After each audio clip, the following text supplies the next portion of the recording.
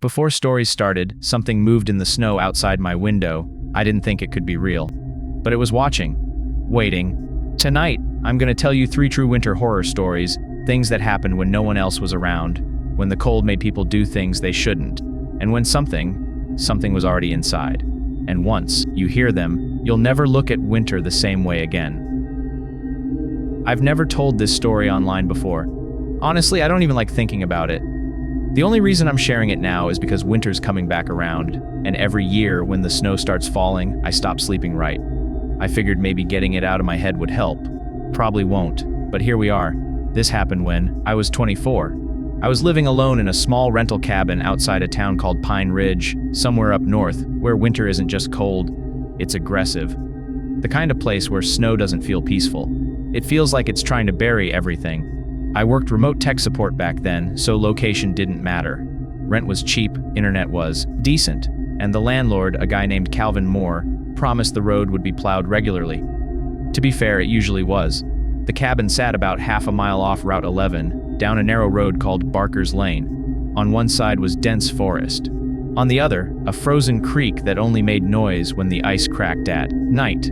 The cabin itself was old but solid. 1 bedroom, a small kitchen, a living room with a stone fireplace, and a porch that wrapped around the front. Nearest neighbor was about 2 miles away. At the time, I liked that. The quiet felt safe.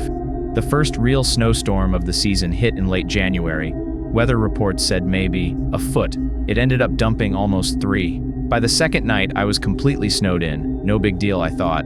I had food, heat, power, and a full tank of propane. I texted my boss to let him know I might lose internet for a day or 2. Then I settled in. That first night was normal. Wind, howling, snow hitting the windows, the kind of storm noise you expect when you live out there. The second night is when things got off. Around 11 p.m., I heard something hit the side of the cabin. Not hard, more like a thud, like a branch falling. I paused the show I was watching and listened. Nothing, I told myself. It was just snow sliding off the roof. That happens all the time during storms. About 10 minutes later, it happened again. Same side, same dull impact. This time it sounded... I remember thinking that word specifically, which is weird because who thinks that about a noise? I grabbed a flashlight and checked the windows. Snow was piled almost halfway up the glass, but I didn't see anything unusual. No damage. I locked the door anyway, not because I was scared, just habit. The third hit came at 2:14 a.m. I remember the time because I checked my phone immediately after. This one was louder, harder. It shook the wall. I sat straight up on the couch, heart racing. Probably a tree, I said out loud. The forest behind the cabin was old and heavy with snow. Branches snap under that kind of weight. Still, I didn't sleep after that. The next morning, I tried starting my car. It wouldn't turn over. The snow was piled up past the hood, and the exhaust pipe was buried. I spent an hour shoveling just to clear it enough to breathe. When I finished, I noticed something near the tree line. At first, I thought they were deer tracks. We had plenty of wildlife out there, but when I walked closer, my stomach tightened. They weren't hooves, they were barefoot, human-shaped, long toes, deep impressions, like whoever made them was heavy, and they came straight from the woods to my cabin, then back again. I stood there staring longer than I should have. I told myself it had to be someone messing around, maybe a drunk from town, maybe some idiot hiker, but the nearest town was 10 miles away, and nobody hikes barefoot in sub-zero weather. The worst part? There were no footprints leading up Barker's Lane, just the woods. I went back inside and locked the door again. Around noon, the power went out. The fireplace still worked, thankfully. I lit it and tried calling Calvin, the landlord. No signal. Internet was gone too. I was officially alone. By evening, the wind died down, but the silence felt wrong. Too heavy, like the snow had swallowed the world. That's when I heard it, scratching, slow, careful, right outside the front door. Not knocking, not banging, scratching, like fingernails dragging across wood. I froze where I was standing. I don't know how to explain it, but I could feel that whatever was out there knew I was inside. I held my breath and listened. The scratching moved upward, across the door, then the window. A soft, wet sound followed, almost like breathing. I backed away into the kitchen, grabbed the biggest knife I owned, and stood there shaking. I told myself it was an animal, a bear, a wolf, something desperate. But animals don't scratch like that, and animals don't stop when you stop moving like they're listening. After a few minutes, the sound stopped. I didn't sleep that night either. The third day was worse. I found more footprints, all around the cabin now, circling it. Some were deeper than others, like it had stopped and stood there for a while. Near the back window, I noticed handprints. Not bloody, not dirty, just fogged. Like someone had pressed their palms against the glass and breathed on it. That's when panic really set in. I kept the fireplace going all day. I moved furniture in front of the door. I checked every window lock twice. At dusk, I heard something on the roof. Heavy, slow. Each step caused snow to slide off in sheets. Then came the sound of something dragging across the shingles, back and forth. Back and forth. I don't remember praying, but I must have. I was whispering under my breath, repeating the same words over and over. Please go away. Please go away. Suddenly, the dragging stopped, and I heard a voice. Not loud, not yelling. Right above me. Hello? It sounded wrong. The pitch was off. The timing between syllables wasn't natural. Like someone repeating a word they'd heard once, a long time ago.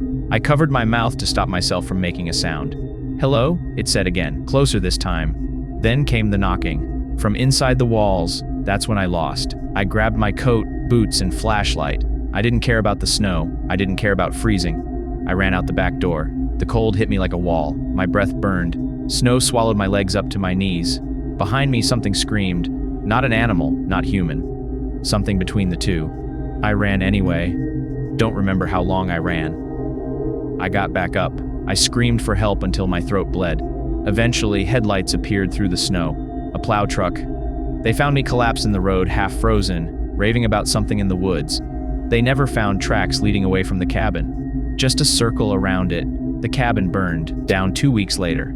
Faulty fireplace, they said. To this day, I still don't know what was snowed in with me. But every winter when the wind hits my windows just right, I swear I hear scratching, and sometimes someone softly saying, hello. I've gone back and forth on whether this even counts as a true story, because honestly, I still don't fully understand what happened. All I know is that before that winter, snow was just snow to me. Cold, annoying, and inconvenient. Now it feels personal, like it remembers me. I'm telling this now because I found an old memo on my phone a few months ago. I don't remember recording it, but I know it's my voice. You can hear wind in the background, you can hear me breathing hard. And near the end, there's something else breathing too. This happened when I was driving home from college during winter break. I was 21, living on campus in Northbridge, and heading back to my parents' place in a small town called Elkwood. The drive usually took about 4 hours. Straight highways, nothing complicated. The weather forecast said light snow. By the time I left campus around 6 p.m., it was already dark, but the roads were fine. I stopped for gas at a place called Hanson's Fuel and Deli off Highway 63. I remember because the cashier, an older woman with tired eyes, asked me if I was sure I wanted to be out driving that night. I laughed it off and said, yeah, it's nothing. She didn't smile back. Instead, she said, if it gets bad, don't stop. Whatever you do, don't stop. At the time, I figured she meant carjackers or something. Rural areas get weird reputations like that. I left without thinking about it again. About an hour into the drive, the snow picked up, not heavy, just steady, thick flakes drifting sideways in my headlights. The radio started cutting in and out, switching between static and half-caught songs. Then it went silent. I told myself it was just bad reception. Happens all the time on long drives. That's when I noticed the road felt wrong. I don't know how else to explain it. The highway looked the same, but my sense of distance was off, like the road was longer than it should be. The reflective markers seemed farther apart. My speedometer said I was going 60, but it felt slower. I checked my GPS. No signal. That annoyed me more than scared me. I'd driven this route dozens of times. I knew it by memory. Or at least I thought I did. The snow thickened quickly. Within minutes, visibility dropped to maybe 20 feet. The world outside my headlights disappeared into white. Then, I saw someone standing on the shoulder of the road. I slowed instinctively. It was a man, tall, wearing a long dark coat. No hat, no gloves, just standing there, facing away from the road. I rolled down my window slightly and yelled, "Hey, you okay?" He didn't move. I told myself he was probably drunk, or his car broke down. Then he turned his head, not his body, just his head, way too far. His face was pale, almost bluish, and his eyes were open too wide like he was forcing them. He smiled. I drove away. I didn't even think about it. I just hit the gas and went. My heart was pounding so hard it hurt. Kept checking my mirrors, half expecting to see him running after me. The road stayed empty. After what felt like forever, I saw lights ahead. A small town. Relief washed over me so fast I almost cried. The sign said, "Welcome to Elkwood," my hometown, but something was wrong. The lights were dimmer than usual. Street lamps flickered. Storefronts were dark. No cars, no people. Elkwood was small but not dead. I drove through Main Street slowly, scanning for anything familiar. The bakery was there, the hardware store, the old movie theater, but all the windows were dark. Snow covered everything in thick, uneven drifts like no one had been out shoveling. Like the town had been abandoned for days. I pulled into my parents' driveway. Their house was dark, no porch light, no window glow, nothing. I sat there for a full minute, gripping the steering wheel, telling myself there was a logical explanation. Power outage. Storm came earlier than expected. Everyone asleep. I grabbed my phone. No signal. As I stepped out of the car, the silence hit me. No wind. No distant engines. Not even the usual of electricity. Just snow falling softly. I walked up to the front door and knocked. I unlocked it with my key and stepped inside. The house was cold. Not thermostat turned down cold. Unheated cold. Furniture was there. Pictures on the walls. Everything looked normal. Except for the footprints. Wet footprints led from the front door into the living room. Bare feet. They stopped in the middle of the room. I whispered, "Mom?" No answer. I checked every room. Upstairs. Basement. The house was empty. I don't know how long I stood there trying to breathe normally. I kept telling myself it was a prank. Some elaborate, stupid prank. Then, I heard the door close behind me. Slowly, I turned around. The footprints were back. Fresh. Wet, leading toward me. I ran. I bolted out of the house and back into my car. My hands were shaking so badly I dropped my keys twice. As soon as the engine started, the radio turned on by itself. Static. A voice. Soft, familiar. My mother's voice. "Come inside, you'll freeze out there." I screamed and floored it. The road out of town was gone. Where the highway should have been was nothing but open snowfield, and standing in it, the man from the road. Except now there were more of them. Dozens. All facing me, all smiling, their mouths opened at the same time. "Don't stop." That's when the storm came, out of nowhere. Wind so strong it rocked the car. Snow so thick I couldn't see the hood. I drove blindly, sobbing, praying, not even sure which direction I was going. Then, headlights, another car. I slammed on the brakes and swerved. The impact was loud but not violent. When I opened my eyes, I was on the real highway. Emergency lights flashing. A state trooper was yelling my name. Apparently, I'd crashed into a snowbank just outside Elkwood. Real Elkwood. My parents' house was fine. Warm. Lights on. They said I was never gone more than 6 hours. But my phone says otherwise. That voice memo? Timestamp 3 days. Later. And sometimes, when it starts snowing really hard, my radio turns by itself. And a familiar voice asks me to come home. I've avoided telling this story for years because it makes me sound insane. To be fair, if someone else told me this, I'd probably think they were exaggerating too. But winter does something to places, especially old ones. And what happened to me didn't feel like a haunting so much as a mistake, like I wandered into something that already existed and wasn't meant to be found. I'm sharing this now because the hotel where it happened finally shut down last winter. I saw it in a local news article, condemned due to structural damage. I don't believe that's the real reason. Not after what I saw. This happened when I was 27. I was working as a traveling insurance adjuster, mostly handling storm and fire damage claims. January had been brutal that year, and I was booked solid. One of my last stops before heading home was a town called Hollow Creek. It was the kind of place you pass through without noticing unless you're forced to stop. The snowstorm hit faster than anyone predicted. By the time I reached town limits, visibility was near zero and the roads were closing. The only place with vacancy was an old roadside hotel called the Northvale Inn. It sat just off Miller's Road, a 3-story brick building that looked like it hadn't been updated since the 70s.